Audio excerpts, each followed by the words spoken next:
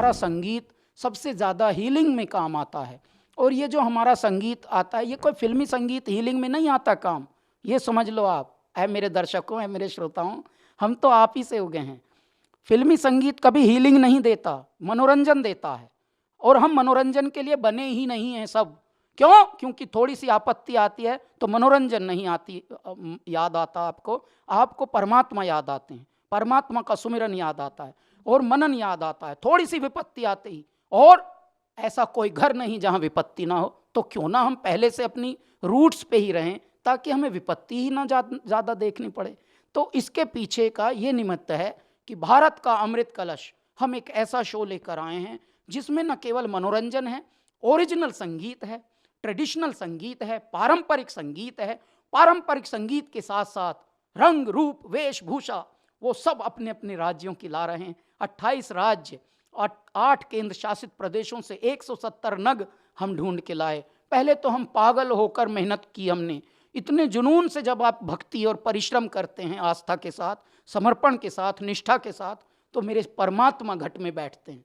ऐसे ऐसे हीरे मिले, ऐसे ऐसे डायमंड मिले कि कुछ ने तो मुंबई फर्स्ट टाइम देखा, कुछ ने ट्रेन फर्स्ट टाइम देखी, कुछ ने स्टूडियो फर्स्ट टाइम देखा। ये बात सुन सुनकर ही देखिए, अभी बता भी रहा हूं तो रोम रोम पुलकित हो रहा है।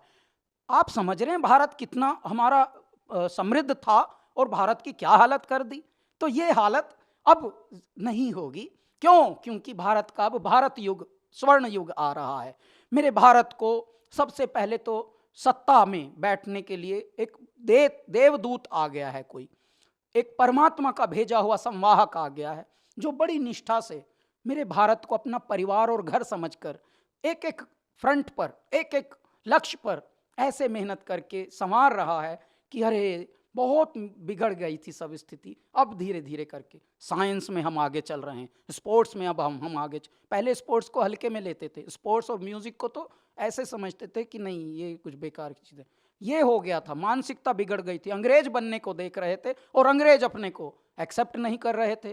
तो ये बीच की जो कड़ी थी, एक लॉट ये आ गया था और एक ऐसा जिसे डाउन ट्रोडन कहते हैं, जिसको फ्रंट में आने ही नहीं दिया जा रहा था, यानी उनको एम्पावर किया ही नहीं जा रहा था। आज मेरे भारत का भाग्य है कि इस तरह के प्यारे भारत को परमात्मा ने संवार दिया।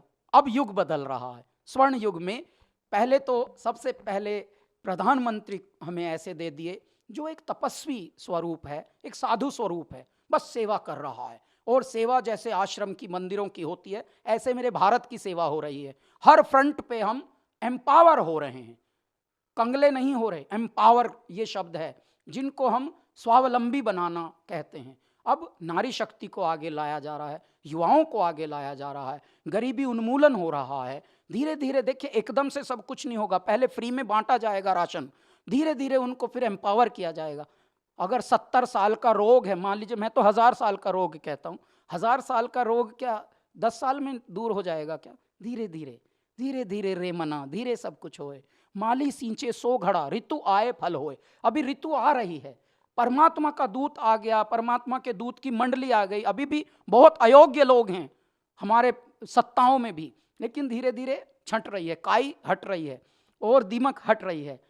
पहले तो यहीं से शुरुआत हो गई। उसके बाद जब आप हर क्षेत्र में नेक नियत और निष्ठा और समर्पण से कोई कार्य करेंगे तो वो कार्य अनुष्ठान हो जाता है। आज हमारे जो गायक हैं, हमारे जो परफॉर्मर हैं, जो प्रतियोगी हैं, वो एक से एक भारत के दर्शन करा रहे हैं।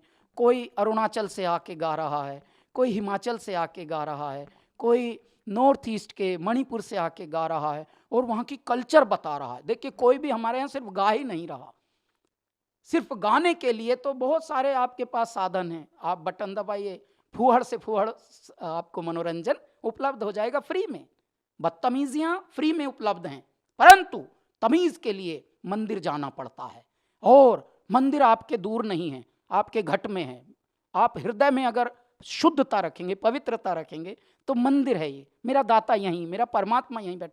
हर इंसान को पता होता है वो क्या घटिया काम कर रहा है और क्या घटिया बोल रहा है, लेकिन वही मंदिर को वो अवॉइड कर रहा है। अंदर का मंदिर बता रहा बैठ के, मेरा दाता मेरे परमात्मा घट में बैठे हुए बताते हैं सबको, नहीं बे तू गलत स्टेप ले रहा, तू गलत वचन दे रहा है, तूने आवेश में आके, क्रोध में आके बड़े का किसी का अनादर कर रहा है, तुझे पता नहीं तू किसका अनादर कर, तू मेरा ही अनादर कर रहा है। क्यों? क्योंकि उसमें भी मैं ही बैठा हूं। दैत्य और दानव युगों युगों से रहे हैं, परंतु संहार वध जो हुआ है वो दानवों का हुआ है। कभी किसी ने सुना है कि देवों का वध हुआ? तो ऐसे में हमारी संस्कृति का पुनर्जागरण है ये भारत का अमृत कलश। ये केवल मनोरंजन के लिए हम रियलिटी शो बना नहीं रहे। 52 एपिसोड का ये एक शो है जो 6 महीने तक चलेगा। डीडी नेशनल पर 24 फरवरी से शाम 7 बजे से 8 बजे तक के प्राइम टाइम में ये आएगा। नाम देखिए ऐसा है जैसे फिल्मी लोग कर रहे हैं, गोरेगांव फिल्म सिटी में शूट चल रहा है। देखिए हमें भौतिक रूप में ही रहना होगा, परंतु बांटना अभी आध्यात्म को ही पड़ेगा, क्योंकि हर घर में बीमारी घुस चुकी है। पहले भारत बीमार नहीं होता था, पहले भारत झूठ नहीं बोलता था। ये सब झूठ कपट ये हमें बाहर के लोग जब आक्रांता आए, हमारी सभ्यता का विनाश किया, हमारी शिक्षा का विनाश किया, हमारे साहित्य का विनाश किया, हमारे जीवन शैली को बिगाड़ दिया और हमें भ्रमित करके जब जहाँ जिस देश का मूल मंत्र होता था वसुधैव कुटुंबकम, कर्म ही धर्म है, जिस देश का ये मूल मंत्र होता था सब मिलजुल कर रहते थे, उस देश में कैसे बांट के चले गए, कैसे दिमाग लग गए कि तू छोटा है, तुझसे ये नफरत कर रहे हैं, तू बड़ा है, तुझे अकड़ में रहना चाहिए, और इस तरह से मानसिकता विकृत करके भारत को विकृत कर दिया। अब समय है चेत रे नर चेत, तेरा चिड़िया चुग गई खेत, जो जगता है वही जगाता है। आज ये जो शो है ये सिर्फ मनोरंजन के लिए नहीं है। भारत का अमृत कलश, 28 राज्य, 8 केंद्र शासित प्रदेश, पूरा भारत दिख रहा है, एक भारत श्रेष्ठ भारत का प्रतिमान। और आपका बावला उन्मत्त कैलाश खेर, हमको कुछ और नहीं चाहिए, ना हमें स्टार डिग्री चाहिए, ना हमको रॉक स्टार चाहिए, ना हमें सेलिब्रिटी। हम इस भारत के, इस संतति के, इस सभ्यता के सेवक हैं।